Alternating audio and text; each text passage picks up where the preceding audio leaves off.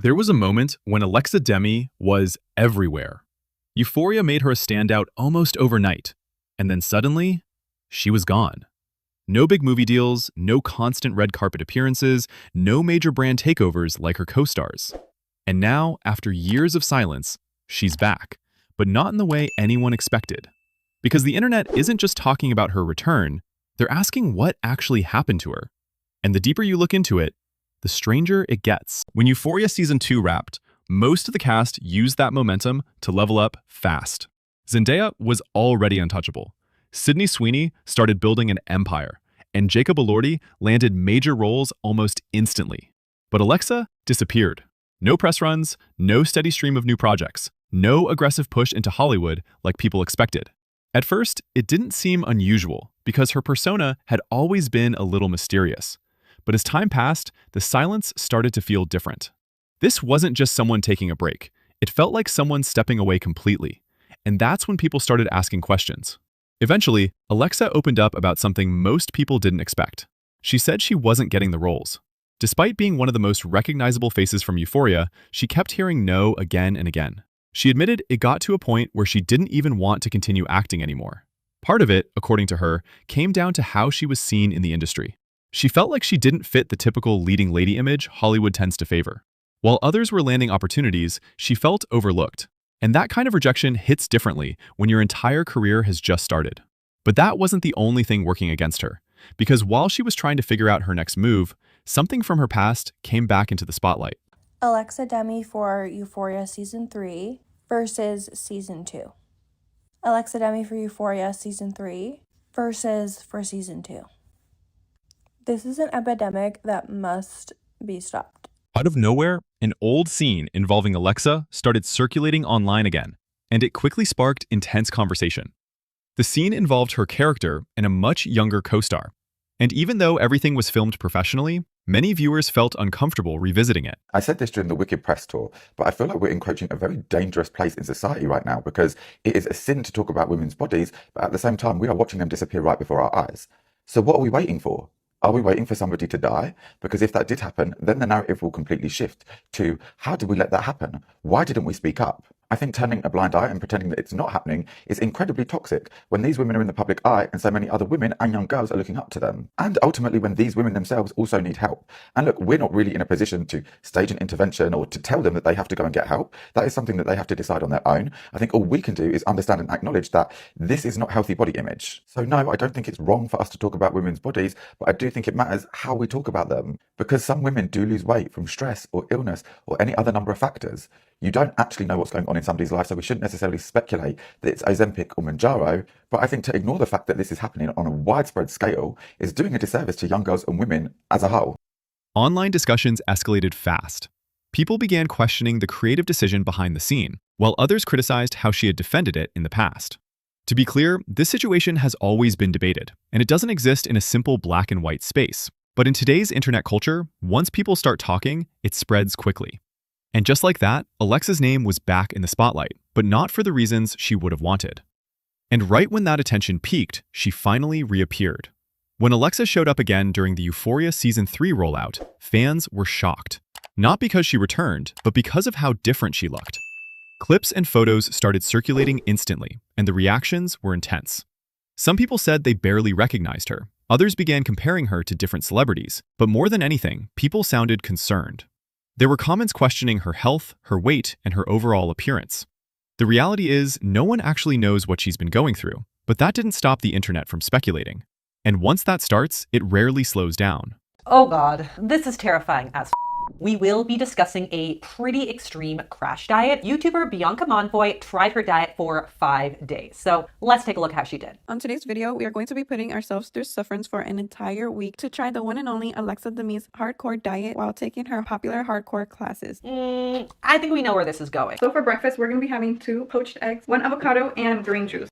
This is a good start. Alexa would start her day with 40 minutes of cardio, followed by a killer ab routine. If this were to be a post-workout meal, this would very likely not be nearly enough. As her evening snack, she likes having fruit. So we're gonna have some fruit. Look at my plate of fruit. Doing an hour-long class of hot yoga. I almost passed out this time. It is never okay to almost pass out from your activity. Here's a lot of veggies and protein. Oh my God, this is bloody torture. Am I full? Yes. But am I dissatisfied because of the lack of the carbs on my plate? Yes. But I think it's just a mind over matter thing. Yikes. Almost immediately, theories began flooding social media.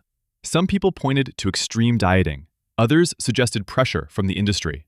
And then there were more serious rumors about burnout and deeper struggles behind the scenes. Do you want a season 4? Oh God, I honestly haven't given it any thought. I've been so present with season 3, and I don't know. That's a question for Sam, I feel. Oh, I've asked. Okay, well, he can answer that. There were even unverified claims circulating online, suggesting she might be pushing herself too far. None of that has been confirmed, but the fact that these conversations exist at all shows how much concern and curiosity there is around her right now. Because to many viewers, this doesn't feel like a simple style change. It feels like something bigger might be happening. And when you look at her past, that pressure starts to make more sense. Alexa has admitted something that most actors don't openly talk about. So what did you think when you read the scripts and kind of saw where Maddie was after this time jump? I felt, I don't know, I was excited by it. I thought it made sense. I thought it made sense that she would, I mean, we see her leave all that she knows, season 2, leaves her home. I felt it made sense she would come to Los Angeles and try to make a name for herself and make some money and get herself out of the, you know, the darker parts of life, although it kind of haunts her. Yeah. You and Maude in Hollywood is kind of like a fun little side quest. We knew Maude was going to Hollywood. Yeah. But I was excited to see Maddie in that environment. I think it's always fun also to see shots around Los Angeles. Yeah, I love seeing that in film and TV. Yeah. And how do you feel like the season overall kind of compares to the past two? Because it seems very different in terms of like Western and religion. And... This one feels, I mean, it's the cinematography has always been really beautiful, but this one feels especially cinematic. I know he was playing with Western as well as noir references, and yeah, it just feels really cinematic. The film is extra special this season. Like the colors pop, everything pops in a really rich way. So it feels elevated in a sense. Yeah. And Zendaya had put it out there that, you know, this may be the last season. Do you think it is? I don't know. It feels like it. Yeah, it feels like it. That's a good answer. Yeah. And I mean, if it is indeed the end, are you happy with where Maddie ends up? Yeah, I don't want to give it away. It's Euphoria. It's not a happy ending, but it's close. Yeah. She struggled separating herself from her character. Maddie Perez wasn't just a role. It started blending into her real life. She said she's gotten into trouble for acting like Maddie, even when the cameras weren't rolling. That might sound small at first, but when your breakout role is intense and emotional, and you don't have years of experience to ground yourself, it can blur the lines quickly. Unlike some of her co-stars, Alexa didn't grow up in the industry. She wasn't trained for this level of attention. She was thrown into it. And sometimes that kind of sudden fame comes with consequences people don't notice until later. She has said that she loves old Hollywood a lot, and she kind of stays away of social media. Like a lot of Euphoria actors, they finished the show, the season, right? And then they went on into campaigns, it's one of their films. Alexa is so picky. Like, you can clearly see that. She's not like a money grabber, and people like that about her, and it's just, she's very much on brand. She has released some music. People have mixed opinions about it. I like her songs. I have one of them, Leopard and Limo. I have that in my playlist. But any campaign that she does, it's very much on brand, like Max Cosmetics. I love this look. You can tell she chooses a project because she believes in the product, not just because of the money. Before Euphoria, she was gonna quit acting because she just said it was so hard being a Latina in the industry. She just gives old Hollywood, and people are living for that.